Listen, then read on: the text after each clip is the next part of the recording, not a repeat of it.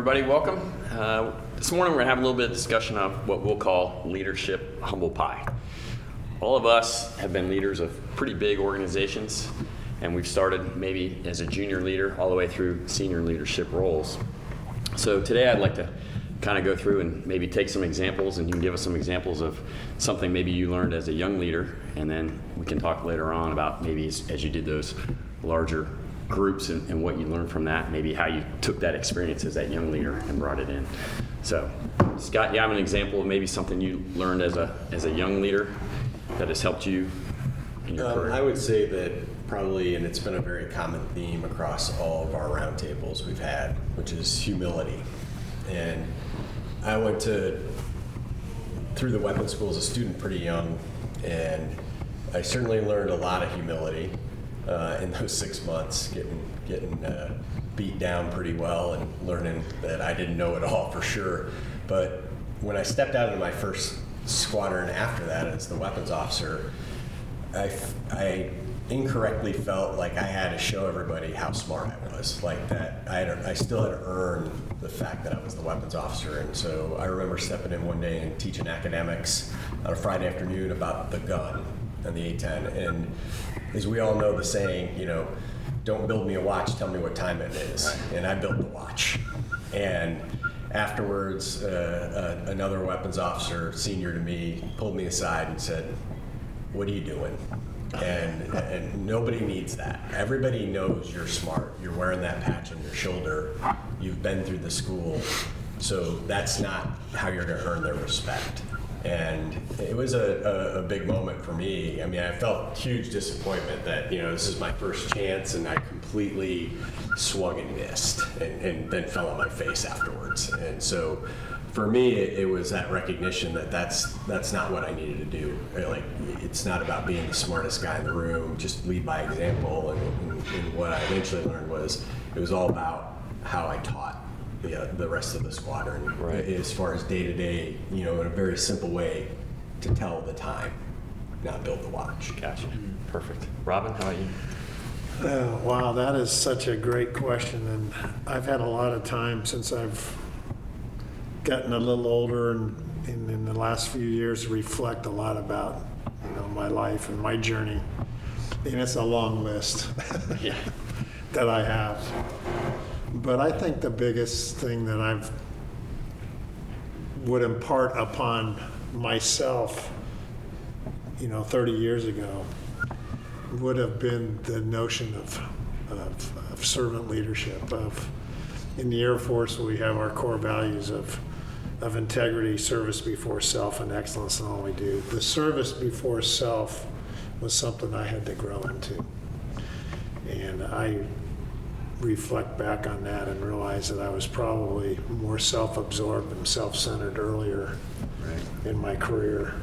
And then I realized that it really was about accomplishing the mission. It was really about taking care of the people who performed the mission and supporting the families who supported the people who did the mission. And once I got to that place in my life, it really, I think, gave me the opportunity to not be focused on myself, but to be focused out. Right. I think I had a very similar type experience, and for all of us that are pilots or at SEAL and doing those kind of things, and it applies to, I guess, a college graduate that would go into a corporate environment as well, as that, you go through flight school or you go through college and it's all about you, right? It's all about you. Right. And then, you get to flight school, it's all about me. I want to get the mission. I want to get fighters. I want to do this thing, right? And then you get to your first squadron or your first team, right? And now all of a sudden, I'm in a leadership role. It's not just about me getting those wings and doing that thing. I've got people that work for me, and all of a sudden, this isn't about me anymore. That's right? And so how do you discover that servant leadership? So great point. So, Dave, what about you? I had a pretty good taste of humble pie when I was very early in my A10 career. I still remember it to this day because of what the squadron commander gave me feedback on. Same thing, same discussions where you're wrapped around yourself, you're trying to get through pilot training, you're trying to get through your initial, in this case for me, A10 training, coming out of that, did pretty well there, get to a squadron, and the squadron had just gotten back from Desert Storm. So they had gone and kicked butt and did what they were supposed to do. And so, the new lieutenant coming into the squadron is going to act like he knows everything, and kind of cocky with the flying and the bombing competition and whatnot. And then we get into a we call a wing turkey shoot, so it's a bombing and shooting competition with the other 2 squadrons on the base. And I've been doing pretty well.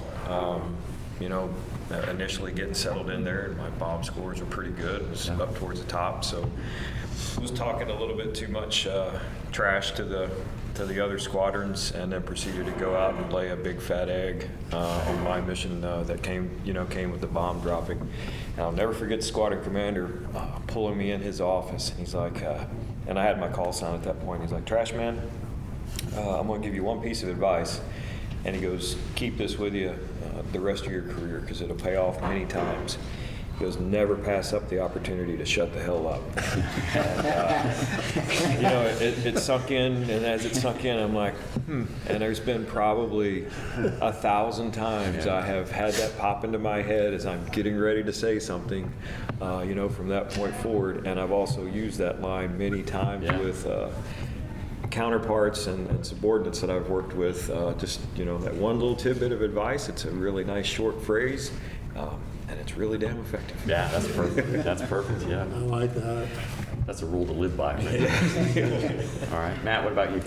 Yeah, Chad. So, I think it's a careful balance, especially coming in as a new leader and demonstrating competence, right, and confidence while still checking your ego at the door and trying to figure out what's what in this new organization. And so I've learned that at every point along my career, but I learned it very early. As a brand new lieutenant in Korea, I joined an organization where we had some very unusually senior warrant officers in my organization, one of whom was a Vietnam veteran, and he had been shot down twice in one day. So that didn't make him good, it made him unlucky, right? But nonetheless, the lessons that you can learn from folks with that type of experience is just invaluable. But you have to be willing to receive that in a constructive way. And there, he had his own way about him. He was a senior instructor pilot, and so we would fly, and if you did something wrong, he had his set of keys at the end of a piece of cord, and he'd smack you on the helmet with it, And you didn't, and after I kind of turned in my helmet to be replaced for about the 3rd time, you kind of realize maybe I should start listening to this guy a little bit more, right? So, it wasn't just the things that he taught or the other folks who were senior in that organization who taught in the cockpit. It was the other things that they taught on the ground and how to interact with these other folks who had a great deal of experience and could offer a lot to make the team and the organization and the mission better, right? But so you just have to be willing to check your ego at the door and receive that from these folks, and if you can do, while still having this confidence and competence to be able to do it. Yeah, I mean, in the business that we're in, you have to have a little bit of an ego right in there, but you got to kind of learn how to control that and check it. I think as young men, we all started off with that huge ego, because everybody thinks they're invincible, right? And you learn very quickly that you're not when you get put in those leadership roles. Exactly. Right. Mike, what about you?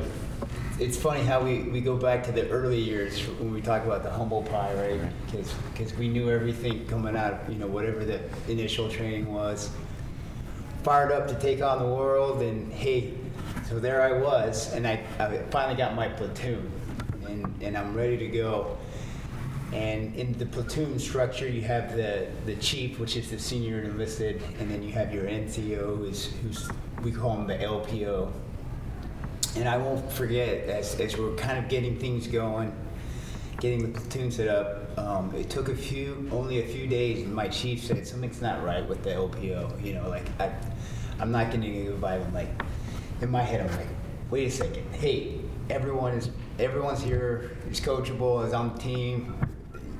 What are you talking? Like, how can you know that within a few days? So, in my kind of naivety, if you will, my hey, let's just keep going and see how this plays out. Everything's fine.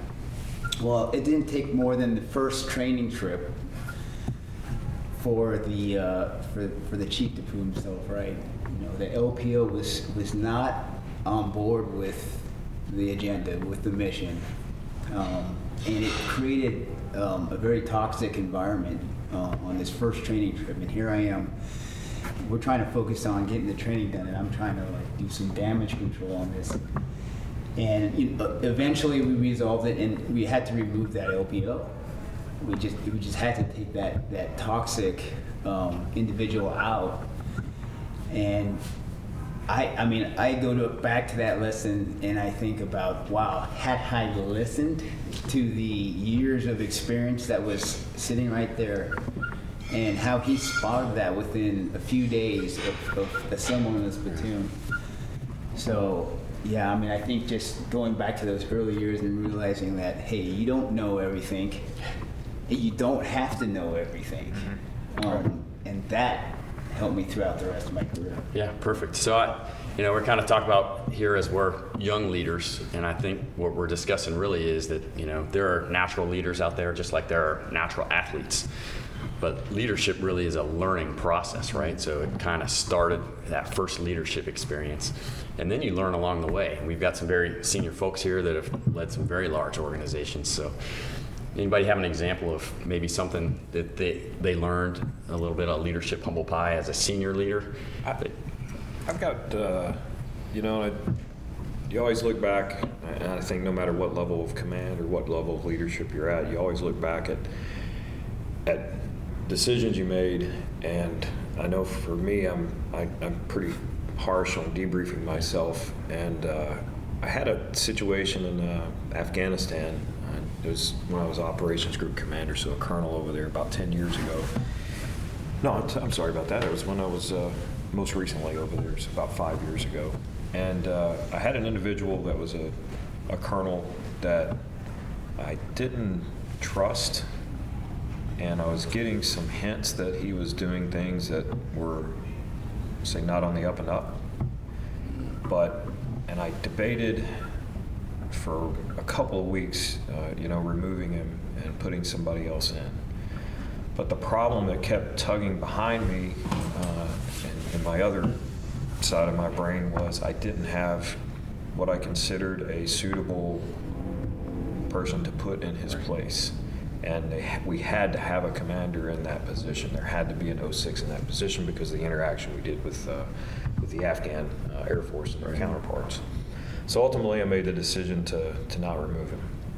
About 3 months later, when he left and rotated out, then I found out there was some stuff that was against the rules and regulations they were doing flying. There were some things in the office. There was some toxic stuff going on that his subordinates were unwilling to talk about because of fear of retribution from him. But the second he left, and those things, I didn't follow my gut.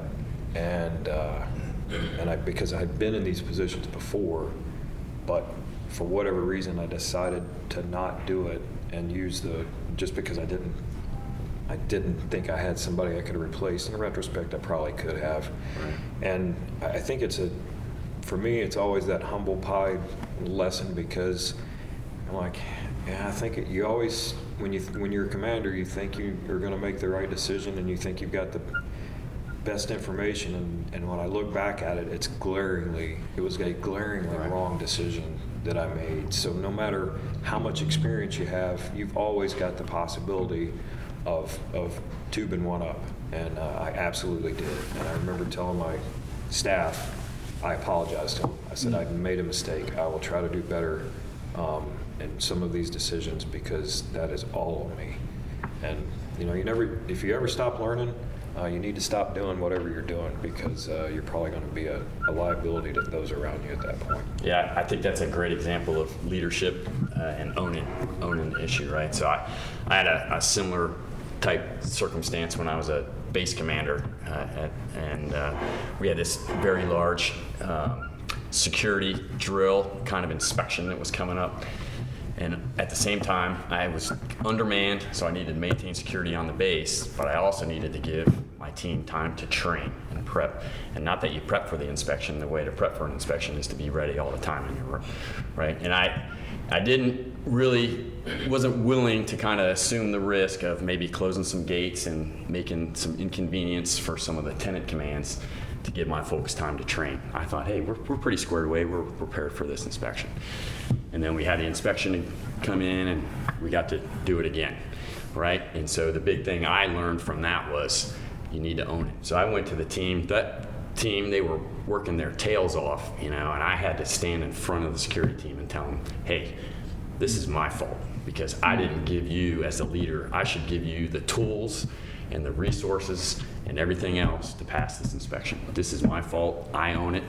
So we're going to get a chance to redo it, and I had to go to the tenants and explain to them, hey, there's going to be some inconvenience this time of day, so we're going to shut these gates, we're going to mitigate those risks, but I've got to take care of my team, and so that little bit of humble pie kind of was a huge learning But the way experience. you handle it, I think, speaks volumes, and I think it's, as a leader, I think, and you said the same thing with you apologized. It wasn't just owning it, it was verbalizing it to the people that are below you, and that speaks volumes, right? That says that you are okay being a little vulnerable and you're not perfect, and I think that kind of just releases a lot of tension that could be there. So I think that's healthy. The one that jumps out to me is what I have coined the culture of assumption. You've been around a long time, you've seen things done the right way, and you make the assumption that people are going to do it the way either that I do it because, of course, I think the way I do it's best, or that's the way I've seen it done, that's the way other organizations have done it, and you assume. And while you don't want to micromanage, I think it's important as a senior leader that you have to trust but verify. Right. And make sure that, and then I'd say the second follow-on to that is a senior leader, the tendency to be dismissive sometimes, particularly with the people that are closest to you.